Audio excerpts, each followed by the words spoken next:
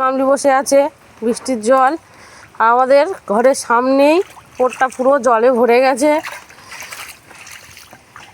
এখানেও জল, সামনে যে রাস্তাটায় যাব সেখানেও জল, এইখান থেকে আমরা যাই, তা পুরো জল হয়ে গেছে।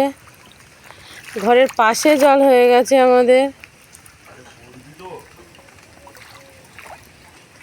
এই যে আমাদের সামনের পোট, এই সামনের পোটটা জল হয়ে যায়, ওটা জল ওঠেনি এখনো অবধি। আমার মনে হয় এক হাঁটু জল হয়ে গেছে। এই যে ঘরে আমার একটা মনসা গাছ, আমাদের পাশটাও পুরো জল হয়ে গেছে।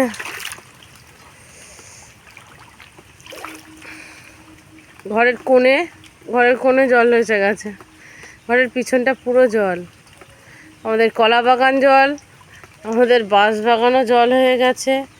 আমাদের গাছগুলো, সেগুলো দেখি কি হয়েছে। গাছগুলোতেও জল ভরে গেছে, এই গাছগুলো আর বাঁচবে?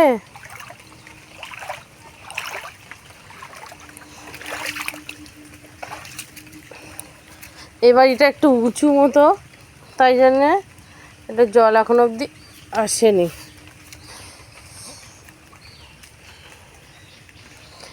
এখান দিয়েও আমরা যাই, এইটা আমরা বিদ্যাধরপুরে যাই স্টেশনে। এই জায়গাটা পুরো জলে ভরে গেছে, ওই বাড়ির কোণেও জল উঠে গেছে।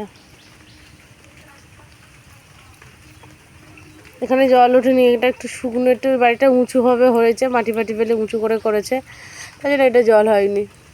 আমাদের জায়গাটা একটু নিচু বলে, তাই জন্য আমাদের বাড়িতে জল উঠে গেছে।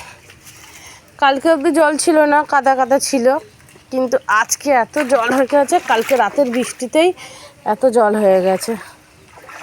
এই যে আমাদের কল, এখনো জল আসেনি কলে, পুরো জল হয়ে গেছে। আমার গাছটা পুরো শুয়ে পড়েছে, আর একটু তুলে দিই যদি সে বাঁচে। চলো, গাছটাকে তুলে দিলাম। এই আমাদের মিটার ঘর, কারেন্ট এখনো আসেনি আমাদের।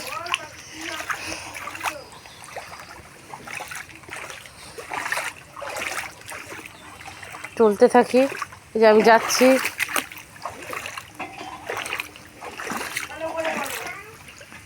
জানলা ফাল্লা বন্ধ রেখে দিই, যদি সাপ টাপ ঢুকে যায়। চারিদিক জল, আমাদের ঘরের চারিদিকটাই জল হয়ে গেছে, সামনে পিছনে সব জায়গায় জল হয়ে গেছে।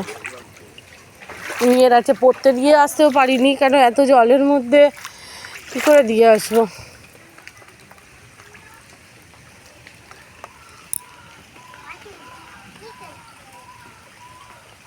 আমাদের সবুজ, যেখানে তাকাবো সেখানে সবুজ, আমাদের চারিপাশ সবুজ। আর এই বৃষ্টি পড়ছে, বৃষ্টির মধ্যে আমি করছি টাটা।